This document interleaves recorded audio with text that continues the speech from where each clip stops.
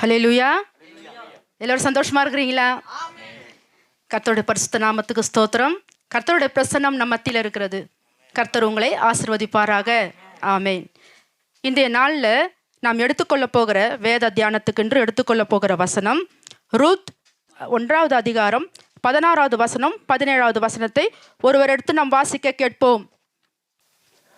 அதற்கு ரூத்து, நான் உம்மை பின்பற்றாமல் உம்மை விட்டு திரும்பி போவதை குறித்து என்னோட பேச வேண்டாம். நீ போகும் இடத்திற்கு நானும் வருவேன், நீ தங்கும் இடத்தில் நானும் தங்குவேன்.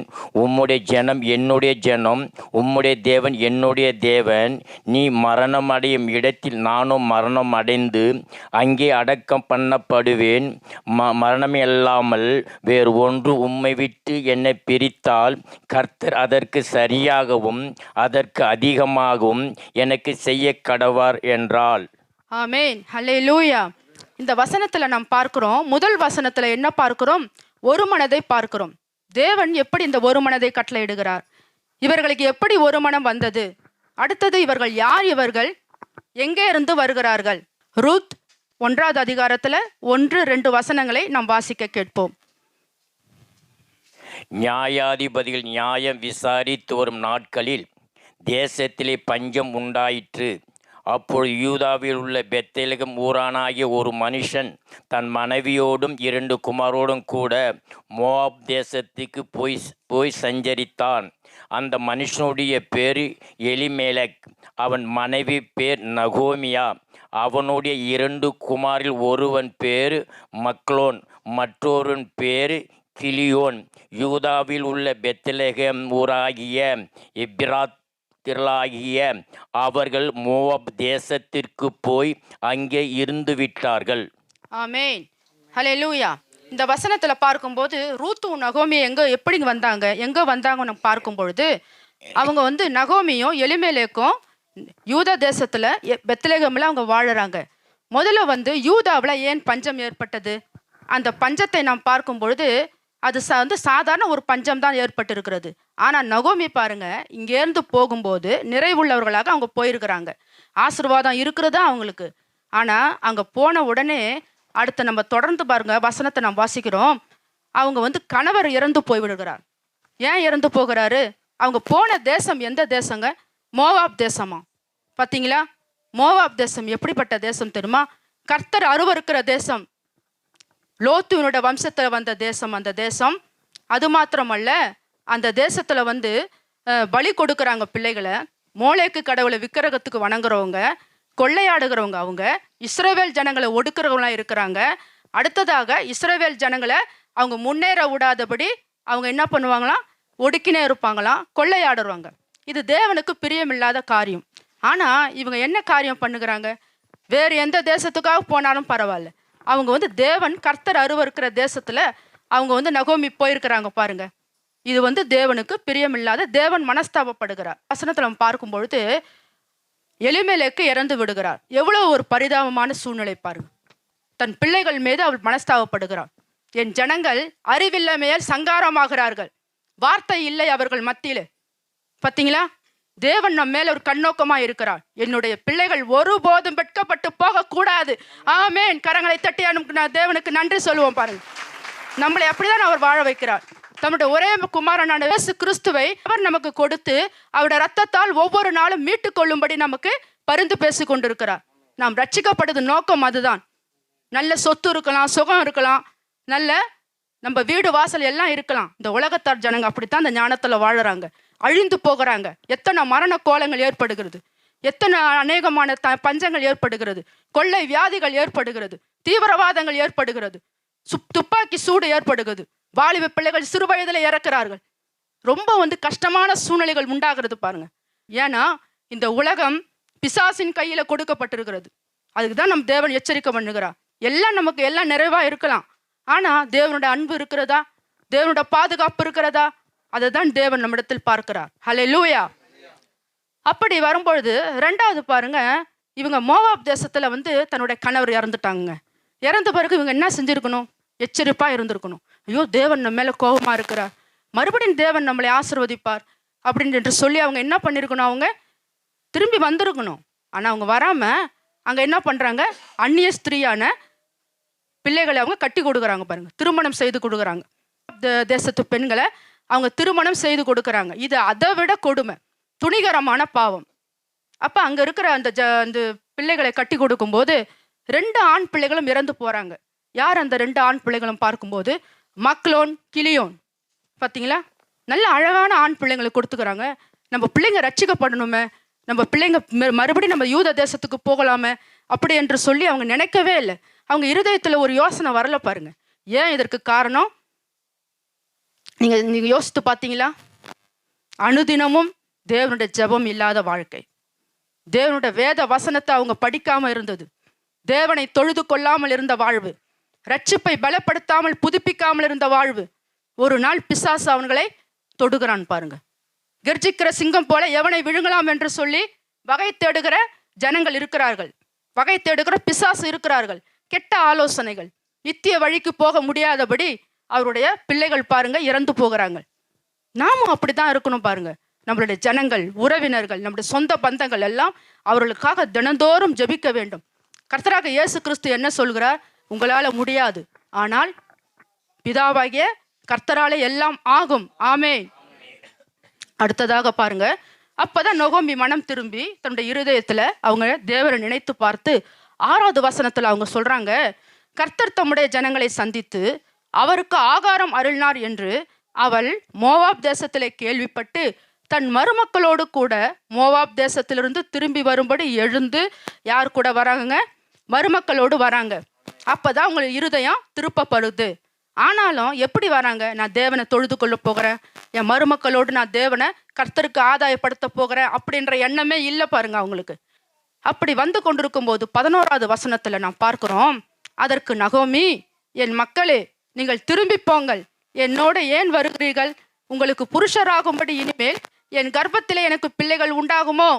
பார்த்தீங்களா, இது எப்படிப்பட்ட ஒரு கஷ்டமான காரியம் பாருங்க. இந்த பிள்ளைகள் வாழ வேண்டும் என்று, கர்த்தருடைய அன்பில் அவங்க வளர வேண்டும் என்று சொல்லி ஒரு யோசனை இல்லை அவங்களுக்கு. மறுபடியும் அவிவிசுவாசம், மறுபடியும் குறை, மறுபடியும் அவங்களுக்குள்ள புலம்பல். அவங்க பாருங்க தன்னை மாறா என்றாங்க, தன்னுடைய புலம்பல் என்றாங்க, நான் கசப்பான வாழ்வு என்று சொல்லி அவங்க சொல்லி கொண்டு இருக்கிறாங்க பாருங்க.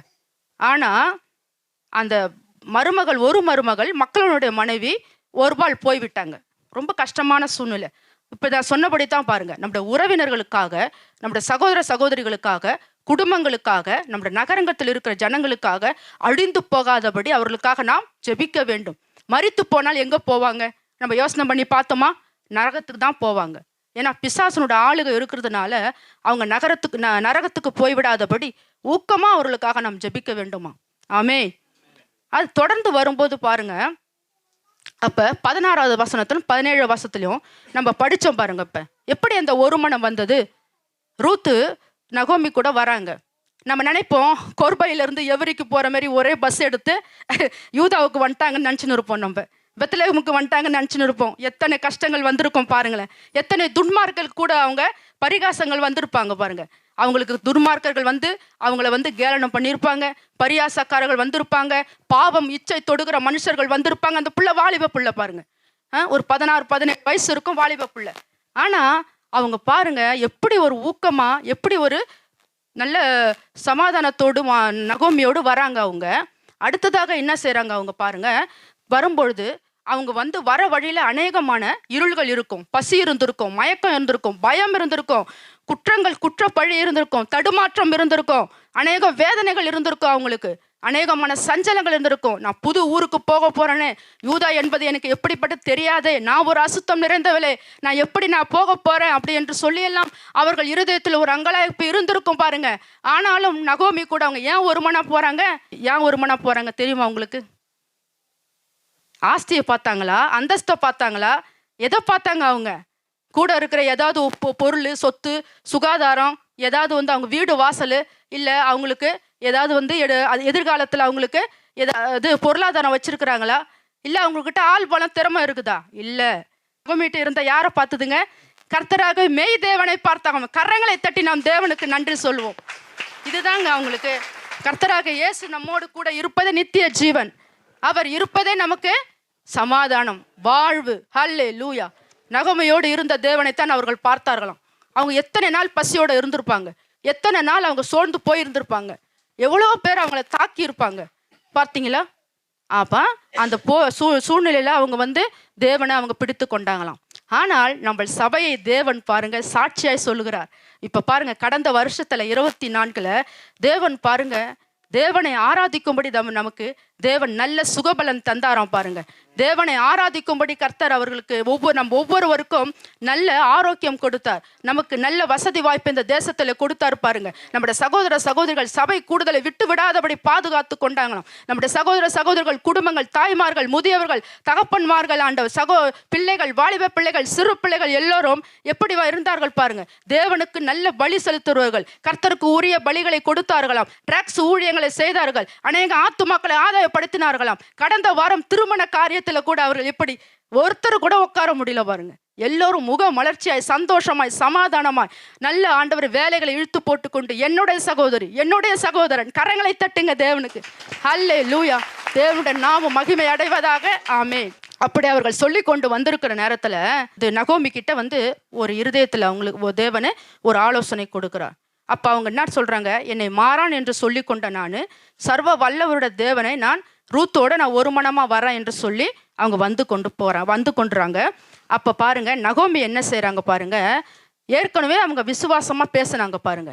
நான் சொந்த தேசத்துக்கு, சொந்த நகரத்துக்கு நான் போகிறேன், கர்த்தர் எனக்கு ஆகாரம் உண்டருளினார். ஹல்லேலூயா. கரங்களை தட்டி நாம் தேவனுக்கு நன்றி சொல்லுவோம் பாருங்க. ஏன் என்று சொன்னால், தேவன் பாருங்க அவர் எப்போதும் இரக்கம் உள்ளவர், குற்றப்படுத்த மாட்டார். அவர் வாழ்க்கையை கட்டி எழுப்பதான் அவர் பார்ப்பார். அவர் உயர்ந்திருக்கும்படி, அவர் உயர்வான இடங்களில் நாம் இருக்கும்படி தான் அவர் என்ன பண்ணுகிறாராம், கர்த்தர் நம்மளை நேசிக்கிறார். ஆமென். அப்ப யூத தேசத்துல அவங்க வந்து கொண்டிருக்கிற சூழ்நிலையில பாருங்க, அவங்களுக்கு ஒரு இடம் தேவன் உண்டாக்குகிறார். ஹல்லேலூயா. அந்த இடம் யாரோட இடம் என்று நாம் பார்க்க போகிறோம். அவங்க வந்து வயல்வெளிக்கு வராங்க பாருங்க. வயல்வெளிக்கு வராங்க. எந்த இடத்துல அவங்க வராங்க வயல்வெளிக்கு நம்ம பார்க்கும் பொழுது, ரூத் 2வது அதிகாரம் 2வது வசனம் 3வது வசனத்தை ஒருவர் எடுத்து நாம் வாசிக்க கேட்போம். மோவாபிய ஸ்திரியான ரூத் என்பவள் நகோமியை பார்த்து, நான் வயல்வெளிக்கு போய் யாருடைய கண்களில் எனக்கு தயவு கிடைக்குமோ அவர் பிறகே கதிர்களை பொறுக்கி கொண்டு வருகிறேன் என்றாள். அதற்கு இவள், என் மகளே போ என்றாள். அவள் போய் வயல்வெளியில் அறுக்கிறவர்கள் பிறகே பொறுக்கினாள். தற்செயலாய் அவளுக்கு நேரிட்ட அந்த வயல் நிலம் எலிமேக்கியின் வம்சத்தனாகிய போவாசுடையதாய் இருந்தது. ஹல்லேலூயா. கரங்களை தட்டி நாம் தேவனுக்கு நன்றி சொல்லுவோம் பாருங்க. கரெக்டா தேவன் பாருங்க அவர் கண்ணோக்குகிற தேவனா இருக்கிறாராம். ஹல்லேலூயா. அவர் பாருங்க அவங்க இருதயத்தின் நினைவுகளை அறிகிறார். வழிகளை அவர்கள் வந்து நடந்து கொண்டு வருகிற அந்த சூழ்நிலையில தேவன் சரியாக யூத தேசத்துல அவங்க அழைத்து கொண்டு வருகிறார். நமக்கு ஒரு வாக்குத்தத்தம் கொடுத்தார் நமக்கு, நம்ம சபைக்கு கடந்த இந்த வருஷத்துல, யூதாவே உனக்கு ஒரு அறுப்பு காலம் உண்டாயிற்று. ஆமென். யூதாவே நீ எழுந்து துதி என்று சொன்னார். யூதாவே நீ எழுந்து புறப்படு என்று சொல்லுகிறார் பாருங்க. துதியின் ஜனங்களை அவர் கேட்கிறாராம். நல்ல யுத்தங்களை ஓய பண்ணும்படி தேவன் போராட்டத்தின் மத்தியிலே, பாடுகள் மத்தியிலே, அந்த பலகீனத்தின் மத்தியிலே இருக்கிற ஜனங்களை அவர் தேடுகிறாராம். ஆமென். நொறுங்குண்ட ஜனங்களை அவர் தேற்றுகிறாராம். இப்படிப்பட்ட அன்புள்ள தேவன் தான் நம் மத்தியில் இருக்கிறார். ஹல்லேலூயா. இப்பொழுதும் பாருங்க, அந்த வயல்வெளியில பாருங்க, ரூத்தும் நகோமிக்கும் ஒரு மனதை தேவன் கட்டளையிடுகிறார். தன் வாழ்க்கைக்கு தேவையான காரியங்களை பெற்றுக்கொள்ளும்படி ரூத் என்பவர்கள் பாருங்க நல்ல குணசாலியான மகள் பாருங்க. அவங்க மாமியார்கிட்ட போய் கேட்டுட்டு அவங்க போய் சொல்றாங்க. ஆனா அந்த வாலிப காலத்துல அவங்க எப்படி இருந்திருக்கணும், தன் சொந்த ஆலோசனையில சுயத்துல இருந்திருக்கணும். ஆனால் எனக்கு ஒரு தாயார் இருக்கிறா என்று சொல்லி அவங்க கிட்ட போய் ஆலோசனை கேட்கிறாங்க. ஆனால் வந்த அந்த வயல்வெளி யாருடையது? போவாசுடையது. போவாஸ் யாருங்க? அவங்க கர்த்தராகிய இயேசு கிறிஸ்துவுக்கு அடையாளமா இருக்கிறார். ஆமென். ஹல்லேலூயா. அவர் அடைக்கலம் கொடுக்கிறவரா இருக்கிறார், வாழ்வு கொடுக்கிறவரா இருக்கிறார். ஆமென். ஹல்லேலூயா. இப்பொழுது நம்ம பார்த்து கொண்டு வருகிற சூழ்நிலையில ரூத் என்பவர்கள் பாருங்க, அந்த வயல்வெளியில நல்ல ஒரு குணாதிசய பெண்ணாக இருக்கிறாங்க, நற்குணம் படைத்தவளா இருக்கிறாங்க. வாலிபர்கள் இருந்திருப்பாங்க, அநேகமான ஜனங்கள் இருந்திருப்பாங்க. இந்த பெண்ணை எப்படி பார்த்திருப்பாங்க பாத்தீங்களா? இந்த பெண்ணை எப்படி பார்த்திருப்பாங்க? இது ஒரு வாழ்வு கெட்ட பொண்ணு, வாழ்க்கைப்படாத பொண்ணு, நல்ல அவருடைய வாழ்க்கை தரித்திரமுள்ள வாழ்க்கை, துக்கம் நிறைந்த வாழ்க்கை, சோர்வு நிறைந்த வாழ்க்கை என்று சொல்லிதான் அவர்கள் பார்த்திருப்பாங்க. ஆனால் தேவன் பாருங்க போவாஸ் மூலமாக ரூத்துவை எப்படி அவர்கள் வந்து பார்க்க போகிறாம் நாம் எடுத்து வாசிக்க கேட்போம். ரூத் 2வது அதிகாரம் 11-12. அதற்கு போவாஸ் பிரதி உத்தரமாக, உன் புருஷன் மரணமடைந்த பின்பு நீ உன் மாமியாருக்காக செய்ததும், நீ உன் தகப்பனையும் தாயும் உன் ஜென்ம தேசத்தையும் விட்டு முன்னே நீ அறியாத ஜனங்களிடத்தில் வந்ததும் எல்லாம் எனக்கு விவரமாய் தெரிவிக்கப்பட்டது. உன் செய்கைக்கு தக்கதாக பலனை கர்த்தர் உனக்கு கட்டளையிடுவாராக. இஸ்ரவேலின் தேவனாய கர்த்தருடைய சேட்டைக்கு அடைக்கலமாய் வந்த உனக்கு அவராலே நிறைவான பலன் கிடைப்பதாக என்றான். ஆமென், ஹல்லேலூயா. கரங்களை தட்டி நாம் தேவனுக்கு நன்றி சொல்வோம். கர்த்தராக இயேசு கிறிஸ்துவை போன்ற ஒரு நல்ல சுவாபம், அடைக்கலம் கொடுக்கிற சுவாபம், வாழ்வு கொடுக்கிற சுவாபம் அவருக்குள்ள வந்து பரிசுத்தம் உள்ள ஒரு பார்வை நிறைந்த ஒரு வாலிப பெண்ணா இருக்கிறாங்க. எப்படி அங்க வந்த வாலிப பெண்ணை எப்படி பார்க்கிறார் பாருங்க போவாஸ்.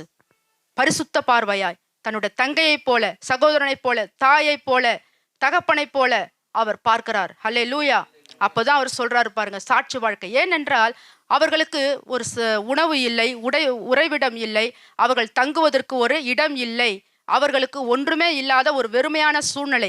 ஆனாலும் அவர்கள் அந்தந்த நாளுக்குரிய தேவையான காரியங்களை அவர்கள் எடுத்துக்கொள்ளும்படி, தானியங்களை எடுத்துக்கொள்ளும்படி, அங்கங்கு தங்கும்படி அவர்களுக்கு அந்த வயல்வெளியில இடம் உண்டாக்கினாராம் போவாஸ். ஆனால் இப்ப பாருங்க அவர் சொல்றாரு, அவர் 13வது வசனத்துல பார்க்கும்பொழுது, முதல்ல 11வது வசனத்தை நம்ம பார்ப்போம். 11வது வசனத்துல பாருங்க சாட்சியாய் சொல்றாரு பாருங்க, உன் மாமியாருக்காக செய்ததும். அவங்க என்ன செஞ்சாங்க? தன்னோட சொந்த தேசத்தை விட்டு வந்தாங்க, தன்னுடைய சொந்த இனத்தை விட்டு வந்தாங்க, பெற்றோரை விட்டு வந்தாங்க. ஆனாலும் அவங்களுக்குள்ள பாருங்க நிறைய ஜனங்க நினைச்சிருப்பாங்க மோவாப் தேசம். ஏன்னா யூத ஜனங்க எப்போதும் எப்படி தெரியுமாங்க, அந்நிய தேசங்களை உள்ள விட மாட்டாங்க அவங்க. ஆனா இவர் பாருங்க, அவர் வந்து நேசிக்கிறார் பாருங்க, அவர் இரக்கம் பாராட்டுகிறார். அப்போ வந்து ரூத் என்பவங்க என்ன, அவங்களுடைய சுவாபத்தை பார்க்கும் பொழுது அந்த ஒவ்வொரு நாளுக்கு தேவையான சாப்பாடுகளை, தானியங்களை அவர்கள் எடுத்துக்கொள்ளுகிறார்கள். அது மாத்திரமல்ல, யாருக்கும் தொந்தரவு செய்யாதபடி, யாரை குறித்தும் தவறாக பேசாதபடி, யாரை குறித்தும் குறை சொல்லாதபடி அவர்கள் என்ன செய்கிறாங்க?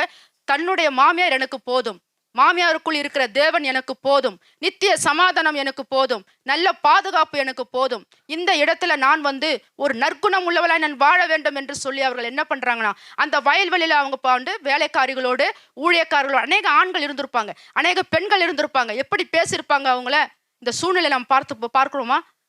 ஆனால் பாருங்க, அவங்க பரிசுத்த உள்ளத்தோடு அவங்க நடந்து கொண்டிருந்தாங்க ரூத். கரங்களை தட்டி நாம் தேவனுக்கு நன்றி சொல்வோம் பாருங்க. 13வது வசனத்துல அதற்கு அவள், என் ஆண்டவனே, உம்முடைய கண்களில் எனக்கு தயவு கிடைக்க வேண்டும். நான் உம்முடைய வேலைக்காரிகள் ஒருத்தியும் சமானமாய் இராவிட்டால் நீர் எனக்கு ஆறுதல் சொல்லி உம்முடைய அடியாளோடு பட்சமாய் பேசினீரே என்றாள். ஹல்லேலூயா.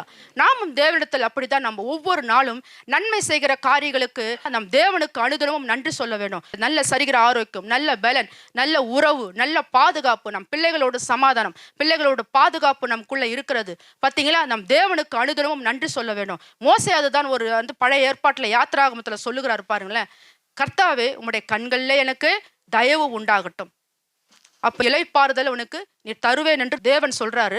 ஆனா இதுலயும் அதே போல கர்த்தர் பாருங்க ரூத்துக்கு இளைப்பாறுதலை உண்டு பண்ணுகிறார். ஆமென். ஒரு அடைக்கலம் உண்டு பண்ணுகிறார், ஒரு பாதுகாப்பு உண்டு பண்ணுகிறார். அவர்களுக்கு யாருக்கும் விரோதமான மனுஷர்கள் வராதபடி பாதுகாப்பு உண்டு பண்ணுகிறாராம். ஆமென். அது மாத்திரமல்ல, அப்ப இவர் சொல்றாரு, யாருன்னாக்கா போவாஸ் என்ன சொல்றாரு, வேலைக்காரிகளை கூப்பிட்டு இவர்களுக்கு தேவையான காரியங்கள் இன்னும் அதிகமாய் அவர்களுக்கு கொடுங்கள் என்று சொல்லி ரூத்துவுக்கு பட்சமாய் பேசுகிறாராம். ஆமென். நமக்காக பரிந்து பேசுகிற கர்த்தராக இயேசு கிறிஸ்து ஒருவர் இருக்கிறார். ஆமென். அவர் எத்தனையோ தரம் நமக்காக பரிந்து பேசிக் கொண்டிருந்தார். சமாதானம் இல்லாமல் வாழ்ந்த நாட்களில், குடும்பத்தில் எத்தனையோ பிரச்சனைகள், போராட்டங்கள் வந்த போது நாம் எப்படி இருந்திருப்போம்? தேவன் இல்லாவிட்டால் நாம் ஒருபோதும் நம்ம எழுந்திருக்க முடியாது. தேவன் நம்மளை தூக்கிவிட்டார். ஆமென். அல்லேலூயா. அடுத்ததாக 3வது அதிகாரத்துல நாம் பார்க்க போகிற வசனம் 1வது வசனம், 3வது வசனத்தை நாம் பார்க்க போகிறோம். ஆமென். பின்பு அவள் மாமியாராகிய நகோமியாவை அவளை நோக்கி, என் மகளே, நீ சுகமாய் வாழ்ந்திருக்கும்படி நான் உனக்கு சௌக்கியத்தை தேடாத இருப்பேனோ? நீ குளித்து எண்ணெய் பூசி உன் வஸ்திரங்களை உடுத்தி கொண்டு அந்த களத்திற்கு போ. அந்த மனுஷன் புசித்து குடித்து தீரும் மட்டும் அவன் கண்ணுக்கு எதிர்ப்படாமல் இரு. ஆமென், ஹல்லேலூயா. இதுல ஒரு நற்காரியம் நம்ம பார்க்க போகிறோம். இப்பதான் சற்று முன்பு என்ன பார்த்தோம், நகோமி என்ன சொன்னாங்க, மருமகளை பார்த்து என்னை விட்டு போங்கன்னு சொல்றாங்க. என்கிட்ட ஒண்ணுமே இல்லை, என்கிட்ட சந்தானம் இல்லை, என்கிட்ட ஆசீர்வாதம் இல்லை, குழந்தைகள் இல்லை, நான் பிறக்க வைத்து எப்படி நான் உங்களுக்கு திருமணம் செய்து கொடுப்பேன், என்னை விட்டு போங்கன்னு சொல்றாங்க. அவிவிசுவாசமா பேசின நகோமி ரூத்துவை பார்த்து சொல்றாங்க, தன் மருமகளுக்கு வாழ்க்கை தேட வேண்டும் என்று சொல்லி அவர்கள் அக்கறை கொள்ளுகிறார்களாம். ஹல்லேலூயா. தாயை போன்ற உள்ளம், நம் கர்த்தராக இயேசு கிறிஸ்துவை போன்ற உள்ளம், கர்த்தருக்குள் இருந்த அந்த சுவாபம் நகோமிக்குள் இருக்கிறதாம். ஹல்லேலூயா. அவங்களுடைய எல்லா குறைகள், முறுமுறுப்புகள், பலவீனங்கள் எல்லாம் நீங்கி தன்னுடைய மருமகளுக்காக அவர்கள் வாழ, தன்னுடைய மகளைப் போல அவர்கள் ஏற்றுக்கொண்டு அவர்களுக்கு சௌக்கியத்தை தேடுகிறார்கள், அவர்களுக்கு ஒரு வாழ்க்கை தேட வேண்டும் என்று சொல்லி நினைக்கிறார்கள். பாருங்க, கடந்த வருஷத்துல பாருங்க 2024 தேவன் பாருங்க நம்முடைய சகோதர சகோதரிகளை, நம்முடைய குடும்பத்தாரை, தாய்மார்களை அவர் சொந்த மனவாட்டிகளை ஆசீர்வதித்தார். நம்ம சபை புத்தியுள்ள கன்னிகை உள்ள சபை, கரைத்திரேற்ற மனவாட்டி சபை என்று சொல்லி அவர் என்ன பண்ற ஆசீர்வதித்தாராம். எதற்காக என்று சொன்னார், ஆத்துமாக்களை ஆதாயப்படுத்தும்படி. எத்தனை குளிர்ல, எத்தனை வெயில, எத்தனை மழையில, எத்தனை நடுக்கத்துல, எத்தனை பஸ்ல, ட்ரெயின்ல வந்தெல்லாம், கார்ல வந்தெல்லாம் எத்தனையோ ஆத்துமாக்களை அவர்கள் ஆதாயப்படுத்தினார்களாம். பாருங்க, நகோமியை போல நம்மளுடைய சகோதர சகோதரிகள் எல்லோரும், சிறு பிள்ளைகள், வாலிப பிள்ளைகளும் சரி, ஆத்துமாக்களை அவர்கள் ஆதாயப்படுத்தினார்கள். நம்முடைய சபையில் இருக்கிற ஜனங்களை குறித்து தேவன் சாட்சி கொடுக்கிற கரங்களை தட்டி நாம் தேவனுக்கு நன்றி சொல்லுவோம். ஹல்லேலூயா. அடுத்ததாக பாருங்க, ரூத் என்ன பண்றாங்க, உடனே அவங்க எழுந்து நகோமி சொன்ன உடனே ஆலோசனை கேட்டு போகிறாங்க. இவங்க எப்படி இப்படி ஆலோசனை கேட்க முடியும்? கர்த்தராக இயேசு கிறிஸ்து அவர்களோடு இருந்ததுனால. ஏனென்றால் இவங்க வெளி தேசத்து பெண்ணு, மோவாப் தேசத்து பெண்ணு. அவங்க இருதயத்தில் எத்தனை ஆலோசனைகள் ஓடிக்கொண்டிருக்கும், எத்தனை யோசனைகள் ஓடிக்கொண்டிருக்கும். ஆனால் நகோமியோடு இருந்த கர்த்தராக இயேசு கிறிஸ்துவை அவர்கள் விசுவசித்தார்களாம். ஹல்லேலூயா. அப்ப அவங்க குளித்து அவங்க என்ன பண்றாங்கன்னா, எண்ணெய் பூசி வஸ்திரங்களை உடுத்தி கொண்டு களத்துக்கு போறாங்க. அப்ப களம் என்பது என்ன நம்ம பார்க்க போகிறோம். நம்மளோட சபை தான் களம்.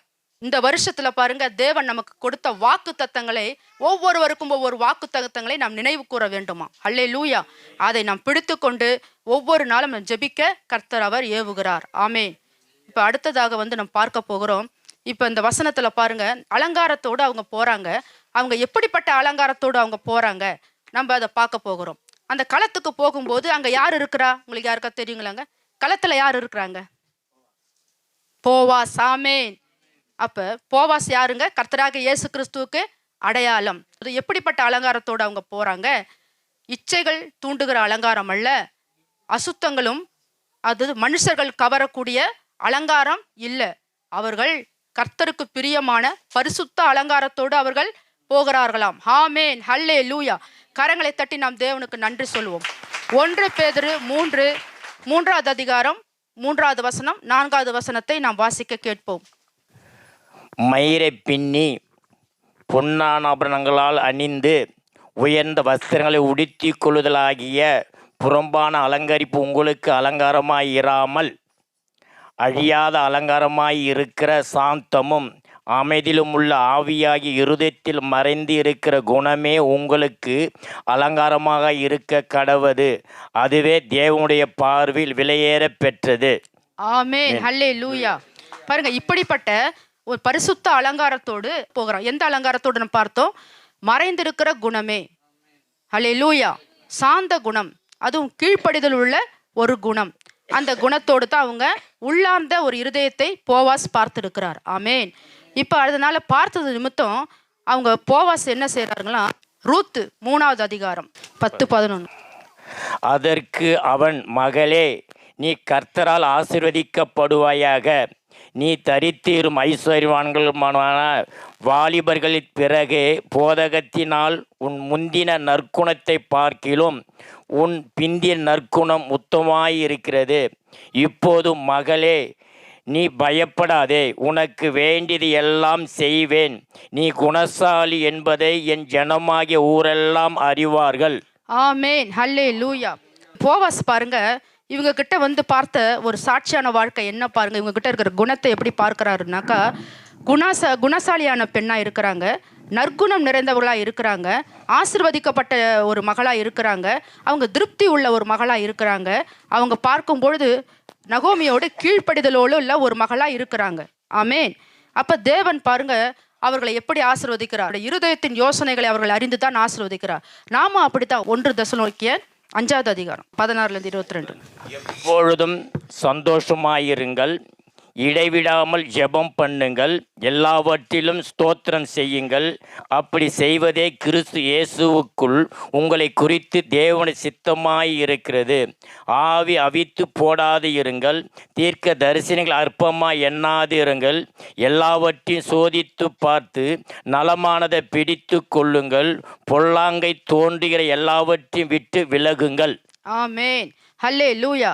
நாம் பார்த்து பாருங்க, நம்ம சபையில் அப்படிதான் தேவன் ஒருவரை ஒருவர் ஊக்கப்படுத்தி, ஒருவரை ஒருவர் உற்சாகப்படுத்தி, ஒரே மன ஆவினால் நிரப்பப்பட்டு உதவி செய்கிற காரியத்திலும் எல்லாவற்றிலும் ஜெப காரியத்திலும் தேவன் நம்மை ஆசீர்வதித்திருக்கிறார். இதில் ஏன் என்று சொன்னா, ரூத்துவுக்குள்ள அப்படி இருந்தது பாருங்க. கர்த்தருடைய சந்தோஷத்தை தான் அவர்கள் தேடினார்களாம்.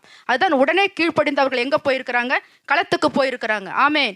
அடுத்ததாக இடைவிடாமல் ஜெபம் பண்ணுகிறது, ஸ்தோத்திரம் செய்யறது, விசுவாச அறிக்கை செய்து கொண்டே இருப்பாங்க. எடுத்த உடனே ஒரு காரியம் நடக்காதுங்க.